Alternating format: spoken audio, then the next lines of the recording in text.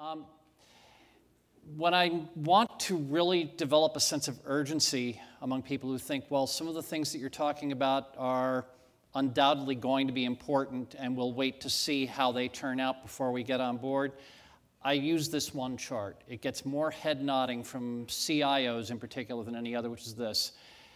Customers used to follow the rules.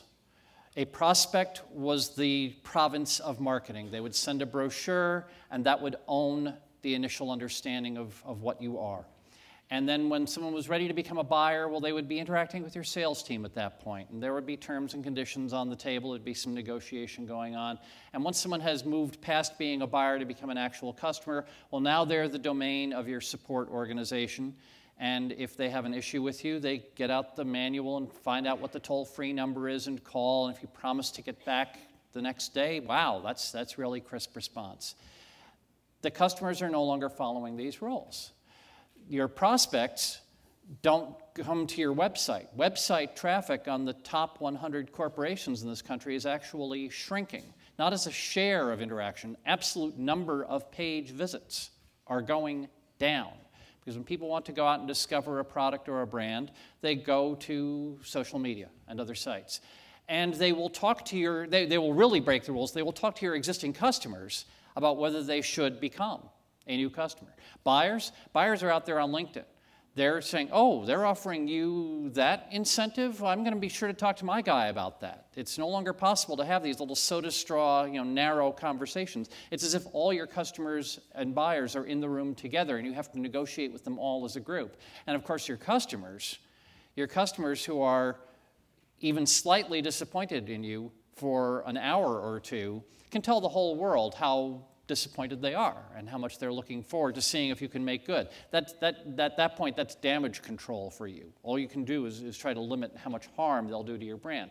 So the result of all of this is that we need new organizations and processes in our companies. We need a culture in which everyone at the edge of the company has the ability to call on whatever resources are required to move the deal forward or to address the customer dissatisfaction. This is no longer a conversation about taking siloed functions and making them better, faster, and cheaper.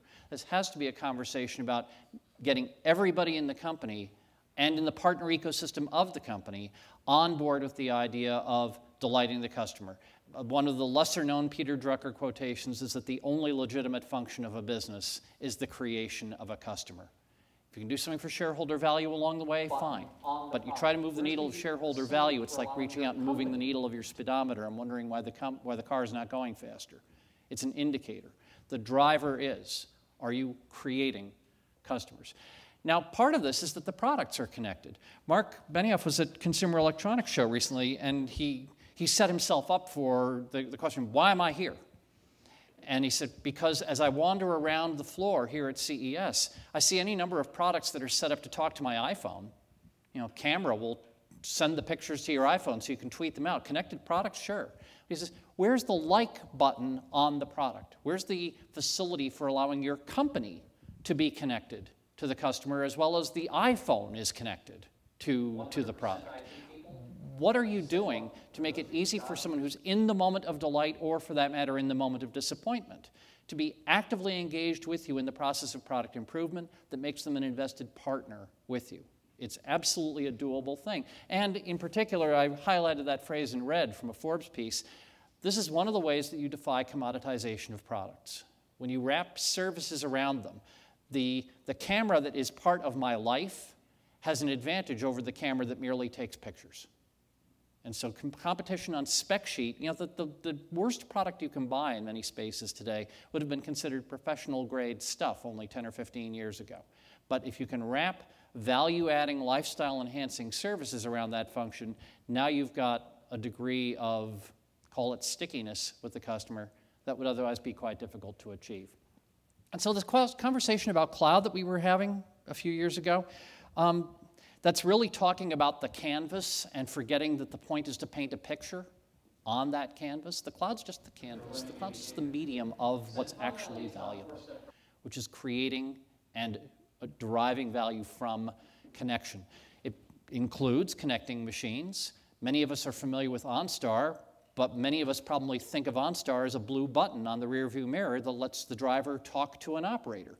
Almost half the traffic, and by now probably slightly more than half the traffic, because that number is a few months old, most of the traffic now on OnStar is machine to machine, because the new cars that are being built by GM are platforms. A Chevy Volt doesn't just tell OnStar if the airbag deploys, it can tell OnStar if the gas cap is open. You're seeing some of the new vehicles from GM, from Ford, certainly from Tesla, being positioned primarily as network nodes that happen to include a transportation function. If you look at a pickup truck today, it's being marketed primarily for its ability to be a contractor's mobile office, which also, by the way, has a cargo bed in back. But the Wi-Fi hotspot capability in mobile office facilities are really what's differentiating these products in their markets. And this applies not only in the consumer space, but in the industrial space. General Electric has been doing these wonderful TV ads, the Brilliant Machines campaign, to talk about the degree to which connectivity combined with intelligent processing of data is moving the needle of profitability on everything from locomotives to wind turbines and jet engines. Jeff Immelt talks about 1% problems. If you've got an industry with a 5% profit margin and you can cut a core cost by 1%, you've just improved profitability by 20%. So the leverage of these opportunities is immense. And of course, connecting people. Redefining experiences by adding an aspect of human connection to them. ASICS at a marathon run put RFID tags on people's shoes so that when they ran past a particular point on the course, a personal video greeting would come up on the giant screen from friends or family. They said, people later said, this completely changed my definition of what it means to run in a marathon. I'm not out there just, me and myself challenging the clock now. I'm part of my community all the time.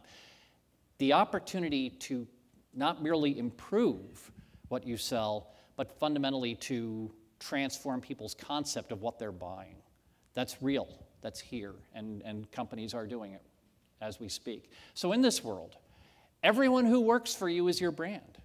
The number of minutes that an impeccably groomed sales rep may be facing a customer to sell a dishwasher or a refrigerator is insignificant compared to the amount of time that a service rep is going to be in their home over the next 5 or 10 years doing routine maintenance on that thing.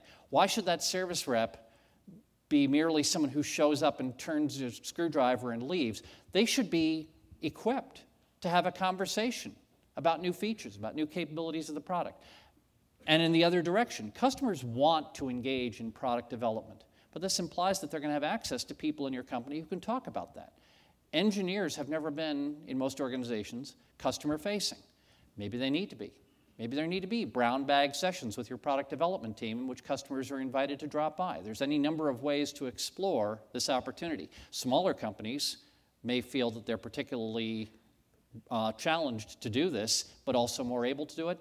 And when people ask me about the cloud, I say, the cloud allows the smallest company to use tools that were once only available to the largest, but it also allows the largest companies to rediscover the joy of being small, to rediscover the joy of having everyone in the company actually talk to a customer once in a while. Robert Townsend, when he was at Avis, had a rule that everybody in the company, no matter what their job, had to work a rental car counter in an airport for 2 weeks a year. Challenging. Claims that the PhD who ran their IT actually ran the first time a customer approached the counter. Wasn't prepared to be a customer-facing person. But when I really want to get the heart rate rising in a room that's full of 100% IT people, I just say, look, for those of you who got into this business because you didn't really like dealing with people, I have some very uncomfortable news for you. Your ability to intuit and address human wants and needs is going to be the major determinant of your value to your organization for the rest of your career.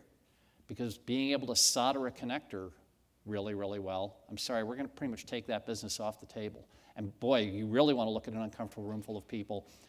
Imagine a ballroom about 3 times this size in Mumbai, where everyone there works for one of the big outsourcing companies that feed and water servers for a living. And I say, guys, between us, Google, Fujitsu, IBM, Hewlett-Packard, we don't plan to leave a lot of that business on the table for you guys to do at the medium scale wholesale level. So you've got 2 choices. You can move up the value chain or you can take up farming.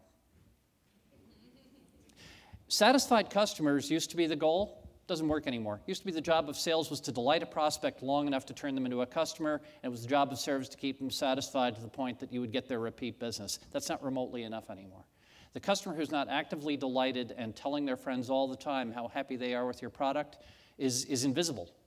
And invisible is not helpful, because research is coming out of places like MIT showing that print and media advertising will elevate your brand and make people interested in you, but only the recommendation of a trusted advisor, whether a friend or a professional peer, depending on the sphere, only that recommendation from a trusted advisor is going to turn someone from a prospect to a buyer today.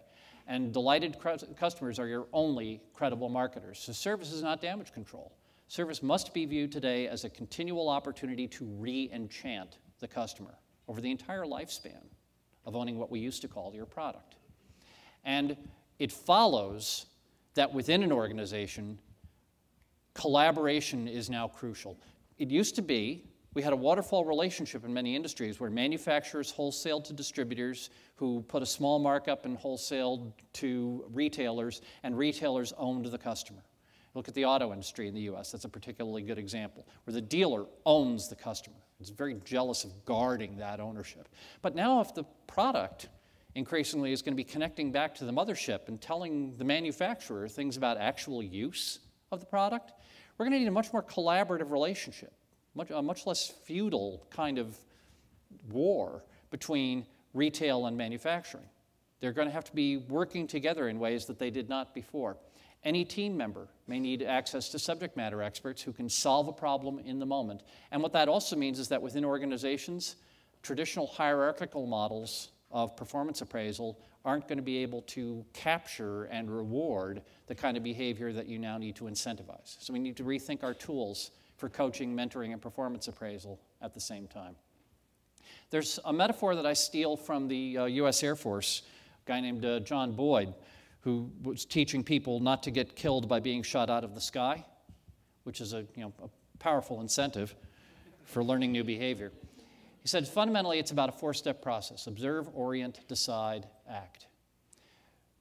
IT's job has always been pretty much focused on decision, and maybe in some contexts, action. Increasingly, it must be IT's job to be observing and orienting as well. It is the job of IT not to align with the business. We used to use the expression business IT alignment, meaning get those geeks in IT to start remembering what the company does for a living. That was the old alignment. The new alignment is IT coming upstairs and saying, guys, you're running this company like it's still 1950. Here's the way the customers are behaving. Here's the way the supply chain needs to be engaged. Here's the way the competitive threats are emerging from different marketplaces. IT needs to be, borrowing the expression of Sheryl Sandberg, leaning in and saying, we're not just here to keep the lights on down in the server room. We're here to save the company from irrelevance. It's an important mission for IT to take on. And to be continually saying, it's our job to be observing what's happening, where are the new threats emerging, where are the new opportunities arising, orient, where are we, and what do we need to do to adjust our relationship to that environment? Can we make decisions quickly enough that we can be responding to the situation we're in instead of the situation we were in last quarter? And can we take action, which is fundamentally a cultural thing. And then when you've done that, you run the loop again and again and again. And over time, the company whose loop is inside everyone else's loop, that's running that loop more tightly, more rapidly than everybody else, over time, they're the ones who are going to win. So with that as setup, it's now my pleasure to introduce my colleague, Andy McMillan. Andy is from a piece of what we do at data.com that is kind of answering a question that should have been asked a long time ago. Why are so many systems being built to pump around garbage data at ever-increasing speed with ever-improving efficiency? Data.com says, you know what? Maybe it's actually part of our job of delivering services and not software to say, if the point is to deliver effectiveness, the quality of the data in the system is actually part of our problem. We don't just sell you a bucket and let you pour whatever slop in it you want. We're going to bring you a bottle of good Chardonnay here. It's going to actually have good stuff. And it's been so much fun to see what happened. And we took that fundamentally novel crowdsourcing mechanism that used to be called Jigsaw, brought it in, fused it with other credible sources like Dun & Bradstreet, built the Data.com offering, and made it a critical layer.